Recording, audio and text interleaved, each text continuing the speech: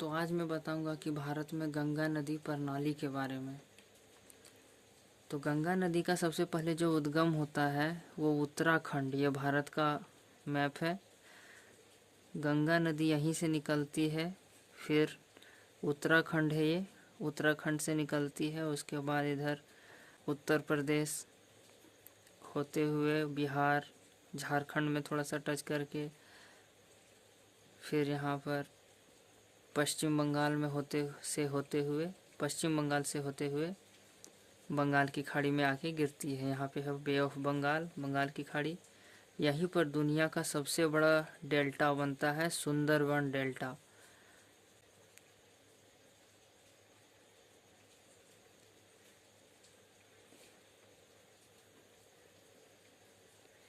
Sundarban delta यहीं पे बनता है। और इधर से भी एक नदी है ब्रह्मपुत्र नदी, वो भी आती है। दोनों मिलकर, यहाँ पे बांग्लादेश है ना, उधर से होते हुए ब्रह्मपुत्र नदी इधर अरुणाचल प्रदेश से होकर आती है और सुंदरवन डेल्टा का निर्माण करती है गंगा नदी के साथ मिलकर, जो कि दुनिया का सबसे बड़ा डेल्टा है। ठीक है। और ब्रह्मपुत्र नदी जो आती है उसी में सबसे बड़ा भारत में जो नदीय द्वीप है, सबसे बड़ा माजुली, जिसका नाम क्या है, माजुली, वो नदीय द्वीप है, जो कि सबसे बड़ा नदीय द्वीप है, दुनिया का सबसे बड़ा नदीय द्वीप, जो कि ब्रह्मपुत्र नदी पर है। ठीक है। तो अभी हम बात करने वाले हैं गंगा नदी के प्रणाली के बारे में। गंगा नदी प्रणाली के बारे में आज हम बात करेंगे। तो गंगा नदी का जहाँ पे उद्गम हो रहा है, मेन यहीं पे ज़्यादा इसका है, तो यही समझना जरूरी है। तो हम उत्तराखंड को यहाँ पे बड़ा बना लिए हैं।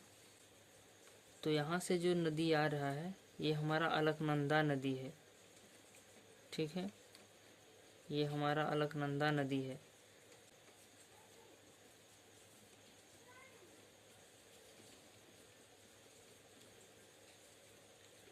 ये अलकनंदा नदी है। ठीक। और ये जो हमारा है ये है धौली गंगा, ये वाला।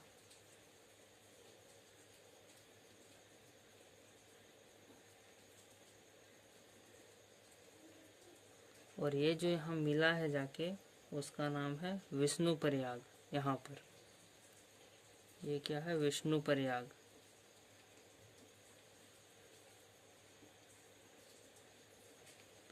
ठीक है, ये सब याद रखना बहुत ज़्यादा ज़रूरी है। एग्जाम में यही सब पूछा जाता है कि अलकनंदा नदी धौली गंगा से मिलकर क्या चीज़ बनता है, तो विष्णु प्रयाग। फिर इधर जो है, अब देखिए इसमें जो है अलकनंदा नदी है वो धौली गंगा से ज़्यादा गहरी है, इसलिए आगे अब जो मुख्य धारा ये बहा है, आगे जो बढ़ा ये, अब उसका नाम भी अलकनंदा ही जाएगा। ठीक। तो इधर क्या आ रहा है, अलकनंदा आ रहा है। हालांकि धौली गंगा भी मिल के आ रहा है, लेकिन अलकनंदा ही कहाएगा अभी इसका नाम अलकनंदा है। तो अभी यहाँ पे जो मिला है एक और नदी, जिसका नाम है नंदाकिनी। ये कौन है, नंदाकिनी है।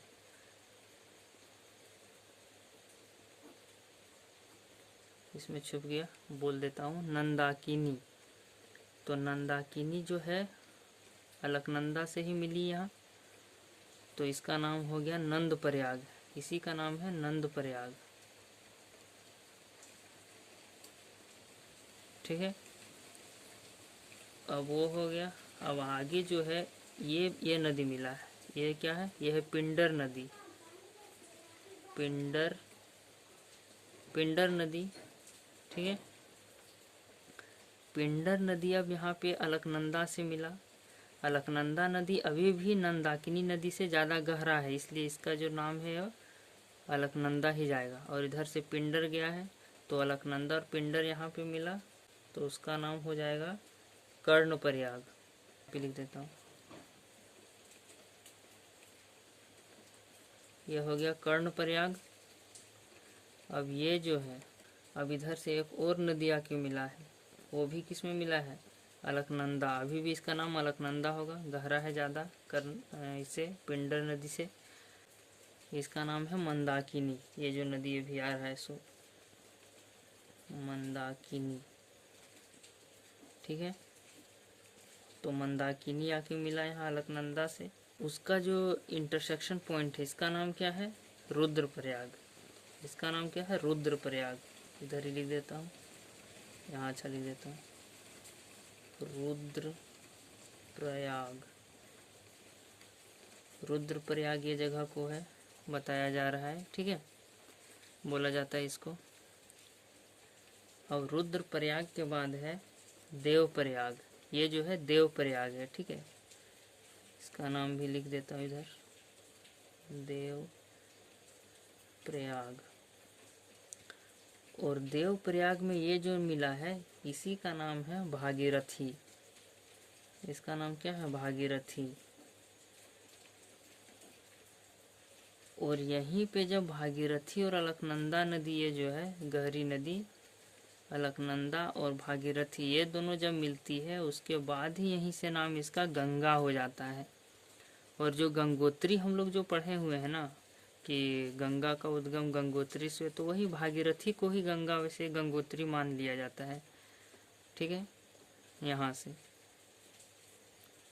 और आगे की ओर ये बढ़ा, यानी कि इधर से यहाँ से निकला, यहाँ से जो निकला ना वो यहाँ से निकला, फिर इधर उत्तर प्रदेश में प्रवेश किया, फिर बिहार, फिर झारखंड, फिर यहाँ पश्चिम बंगाल होते हुए Sundarban delta, bay of Bengal, ये है बंगाल की खाड़ी है।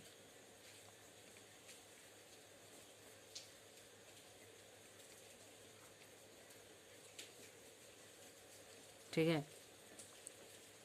अच्छा, इधर बंगाल की खाड़ी में एक हमारा द्वीप समूह जो है, इधर है अंडमान निकोबार द्वीप समूह, और इधर लक्षद्वीप है अरब सागर में। अब बात करते कि गंगा, ये तो समझ में आ गया होगा किस प्रकार ये बना है मिलके।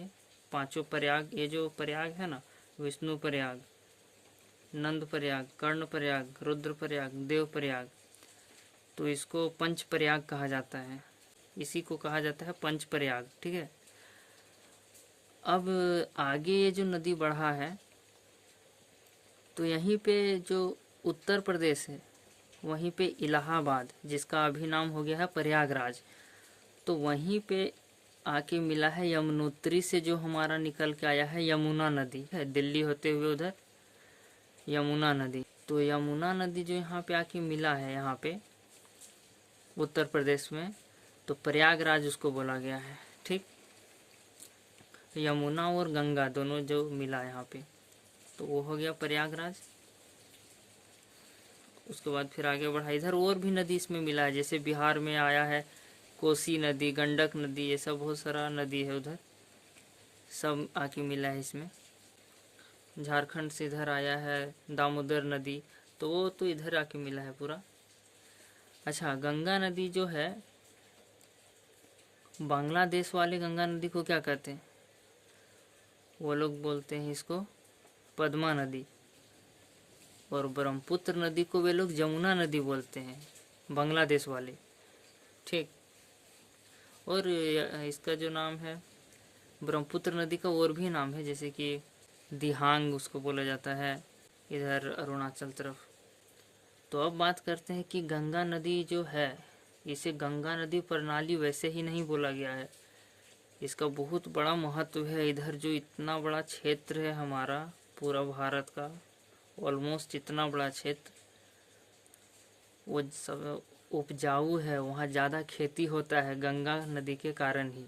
गंगा नदी का जो इधर आसपास का इलाका है उधर बहुत उपजाऊ मृदा पाया जाता है, जिसका नाम जलोढ़ मृदा है। जलोढ़ मृदा भी फिर जलोढ़ मृदा दो प्रकार का फिर पाया जाता है, जैसे उसमें रहता है पुरानी जलोढ़ मृदा और नई जलोढ़ मृदा। तो पुराना जो है उसको बांगर भी बोला जाता है और नई जलोढ़ मृदा को खादर भी बोला जाता है। तो खादर जो है ना वो ज़्यादा उपजाऊ होता है बांगर की तुलना में, ठीक है। तो जैसे उधर बाढ़ का पानी जो घुसता है ना, बाढ़ आ जाता है उन सब क्षेत्रों में, तो बाढ़ जो आता है तो क्या होता है, पर्वतीय क्षेत्र का जो मिट्टी कटाव करके लाता है नदी निक्षेप के रूप में अपने साथ, वो इधर लाके मैदानी इलाका जो इधर है उत्तराखंड में ज़्यादा मैदानी इलाका नहीं है, लेकिन इधर जब उत्तर प्रदेश इधर प्रवेश करते हुए आता है तो इधर पूरा वो मिट्टी को फैला देता है। जो भी अपर्दन करके लाया है उधर से मिट्टी कटाव करके लाया है, और उसमें जो ह्यूमस की मात्रा होती है ज़्यादा होती है, जिसके कारण वो उपजाऊ होता है। ठीक है, तो उसके बाद इधर आ गया, और इधर का क्षेत्र पूरा उपजाऊ है। जैसे कि हम लोग जानते हैं सबसे ज़्यादा उत्पादन होता है चावल, गेहूँ, चना, ये सब ज़्यादा उपजता है बिहार और उत्तर प्रदेश तरफ। ठीक है,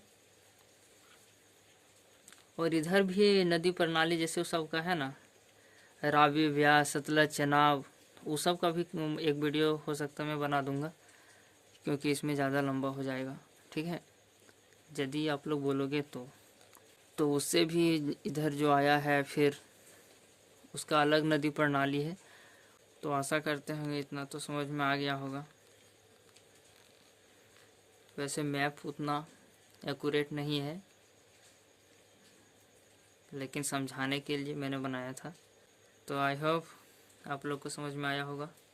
जय हिंद, जय भारत।